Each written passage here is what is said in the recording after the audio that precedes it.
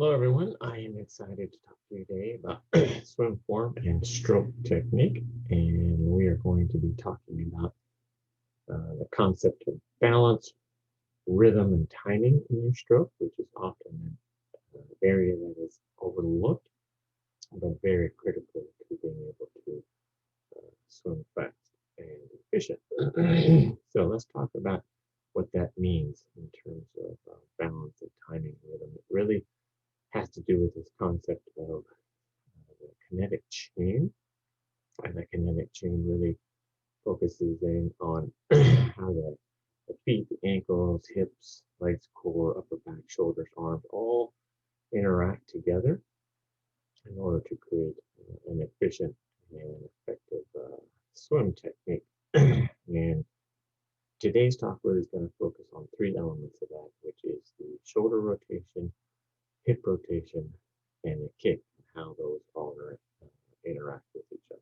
So let's jump right into it and start talking about shoulder rotation. So shoulder rotation is important in swimming, and in order to set you up for good upper body arm stroke. And when you talk about shoulder rotation, you should get a rotation of somewhere between 45 and 65 degrees.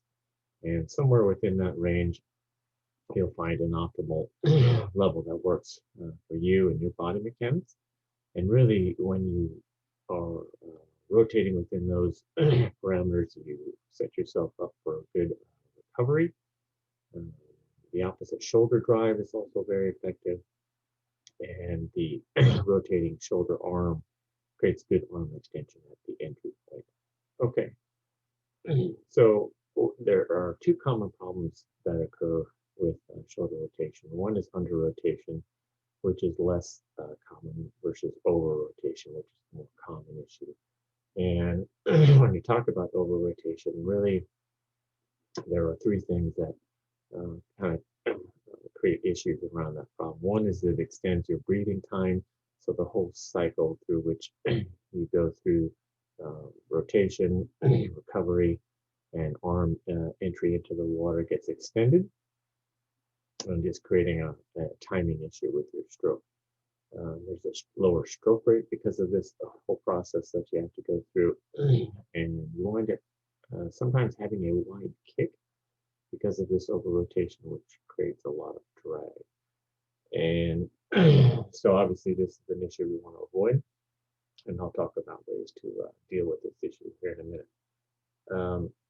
One point, just to make a quick note on, is that the rotation in your shoulders starts just after hip rotation. And I'll make this mention throughout the presentation today, is that the hips and core are really the transfer mechanism through which this whole idea of balance and rhythm take place. So it is driving force through which you have good shoulder rotation, is also driving force for a good kick. Okay, so when you talk about good shoulder rotation, you really want to think about your body spinning around a pole, and your arm stroke and your kick being really tight around that pole. You don't have a lot of body torquing and twisting motion, and I'll show you that here in a minute. So what does this all look like? What is good rotation versus under rotation? What does that look like? And first of all, you can see good rotation here on the left, with this individual having about a 50 degree, 45, 50, 55 degree rotation. A nice long arm extension, versus the individual on the left is more of a flatter rotation, not quite getting some good arm extension in there. And then you have the opposite issue, which is over rotation. So you have an individual here on the left, nice, good mechanics, good rotation, kick and stroke are nice and tight around that long axis. And then you have over rotation. And really, you can, when you visualize over rotation from this angle, look at how you can see the person's face.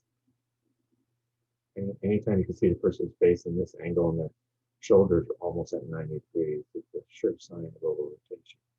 Okay, so let's move on to hip rotation. And again, hip rotation um, really helps with shoulder rotation, and it occurs before shoulder rotation. But the rotation in the hips is actually less than shoulder rotation, and to really focus on this whole idea of how to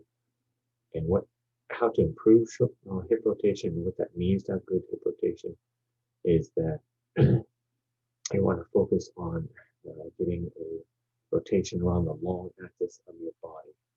And think of this red line kind of as your spine, and that your hips and rotating around that spine.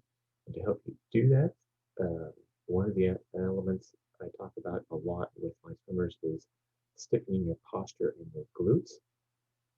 And that allows you to take advantage of the mechanics of your chest and your lats and your rhomboid muscles, all creating a better and stronger catch and pull phase. It eliminates body twisting. It eliminates, or at least reduces, having a low hip drag. And I'll show you that here in a minute. And rotation again starts before shoulder rotation, and that is in part or mainly due to the fact that your hips are the driving force or the transfer of force throughout the body in terms of swimming mechanics. And again, just like in shoulder rotation, visualize your body spinning around a pole, and everything is nice and tight around that pole. Okay. All right. So let's talk about this idea of mechanical advantage. What does that really mean when we talk about hip rotation? Mechanical advantage really focuses in on the concept of as you rotate through the stroke, and this person has just finished their arm extension. They're in their catch phase here, getting ready to start their pull phase. And when you're in this phase here and through the pull phase, your arm is creating a force on the water. But the mechanics of you rotating and that amount of energy and core strength developing through this rotation also allows your arm to anchor on those forces being created to have a better stroke and pull. So the better rotation you have, through that range I mentioned, for both the shoulders and the hips, means that you're going to have a more effective pull. So if you rotate here and then further here and even further here, your arm is using those rotation forces to be able to anchor and pull through the water more effectively. And then as you go through the rotation and you're out here and you're starting to get flat in the rotation, then those forces are starting to diminish. But then at the very last slide here, you can see this individual beginning to rotate to the opposite side. And then once they start this catch and pull, then the opposite rotation forces help this arm to have a stronger pull advantage. So that's what I really mean by mechanical advantage. So having good rotation is important. Okay. The other two aspects of hip rotation as it relates to balance rhythm have to do with hip drop, body twisting, torquing. Again, I mentioned stiffening your posture and glutes to help with hip drop and body twisting. You can see here the individual on the left, very much an upward angled torso and hips, which is creating a lot of drag. And then this individual on the right, a lot of twisting and torquing motion with the body. So stiffening that that posture and glutes and really thinking about your body rotating around a long axis point can really help with these two issues. So that ultimately your balance and your rhythm in the water is much better. Okay. So let's visit the idea of over rotation and good rotation one final time here. Again, you can see this individual on the right, very much in an over rotation position. You can see their face, really wide kick, which is pretty common. This arm for over rotators often becomes less extended, and their catch and pull phase aren't nearly as productive. Versus the person on the right, or excuse me, on the left, good rotation through the long axis of the spine sets them up for a good, nice pull, catch and pull. Their kick is nice and tight here. Okay, so let's talk about how to correct this rotation issues that you might have. And these first three bullet points are really focused on the idea of having, if somebody has a kind of an under rotation issue, the shoulder touch drill, the single arm swim drill, and the 6-kick rotation drill.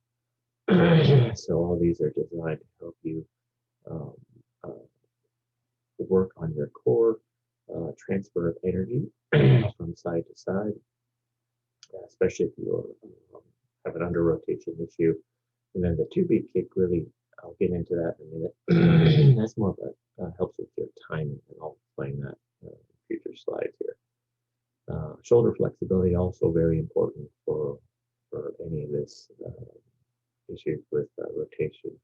And then core strength, obviously, because a good core development really helps your ability to rotate more effectively to its proper range of motion. And all these drills, I'm not going to go into in further detail with these drills, because there's going to be an email that's going to go out with these. This presentation will be an entire list and descriptor of all these drills that can help you with rotation. Okay, so moving on, let's talk about the kick, which is very important when it comes to balance and rhythm. Which we talk about kick. Much like thinking about your body spinning around a pole, you want your kick to be very narrow and tight, because again, when it's not, you get this big drag effect when it's really wide.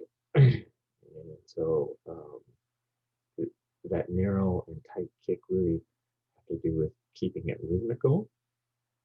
And besides being tight and narrow, a rhythmical kick really focuses on the timing between when you kick and when you pull.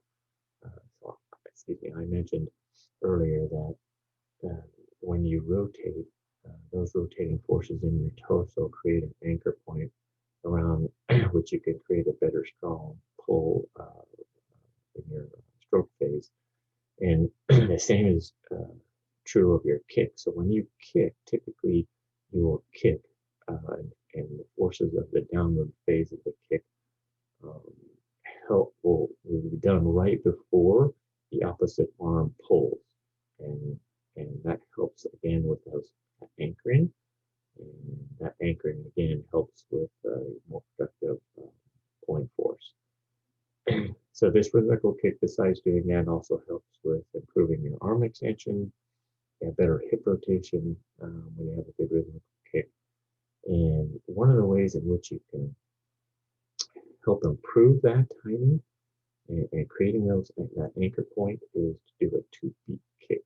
And I'll show you that here in a second, which you can see in this video. It's very much a timing oriented kick. A lot of experienced and professional triathletes use this. I recommend using it if your timing of your kick is really off, or if you wind up having a lot of leg fatigue on the bike. Helps with that as well. But you can see that whole timing issue when this swimmer finishes their kick and you get that fast whipping action through the ankle and the shin here, that on the right side finishes that, the left arm starts its pull phase. And that anchoring here in the leg creates a better productive pull. So much like the core, rotation of the core and the hips, and the shoulders help with that catch phase and pull phase. So does so does the kick. So that's a significant part of making sure that's rhythmical and that there's a timing issue addressed there. Okay, so if you're having trouble with your kick, let's talk about some drills that you can manage to deal with that. Again, these are in the handouts that's going to accompany this presentation. And so you can start by doing the use of fins, by engaging in the use of fins, which is always a very common way to improve your kick. You can use vertical sculling with kicking, and this is a good way for new swimmers to feel more productive when they do kicking drills.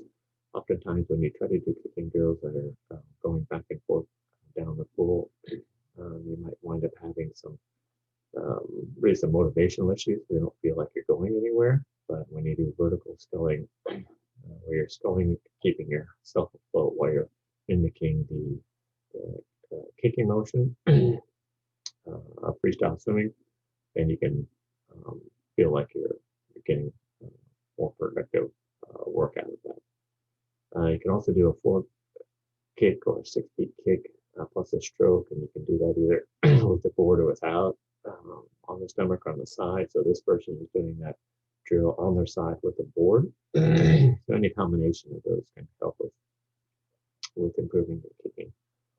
Single leg kicking can actually be productive as well. It helps you to focus on one leg at a time because the nature of the kick is so fast. It's hard to focus on both legs at the same time. Your brain just can't process and keep up with that much motion over a short period of time. So if you focus on just kicking with one leg, you can practice that whole idea of what it means to have a productive kick. Also remember, anytime your kick is productive, particularly through what's known as hip extension, when your heels crack the surface of the water, that means you're getting good hip extension. And then the last thing, last bullet point here is squeezing the butt cheeks and tightening the back. That's a whole tightening of posture I mentioned at the very beginning. So that definitely helps with not only the rhythm and timing of the hip and rotation and the shoulder rotation, but also in terms of developing a proper kick. So really, to kind of sum things up, the whole idea of balance and rhythm and timing is this concept of transfer of energy through the hips and the core. And when that happens, then the upper body is very productive in its catch and pull phase, and then your kicking is much more productive. So keeping the timing between the shoulders, core, hips, and kick rhythmical and balanced is very important to be a productive swimmer. Okay, so I hope you enjoyed the presentation today. And until next time, have a good workout.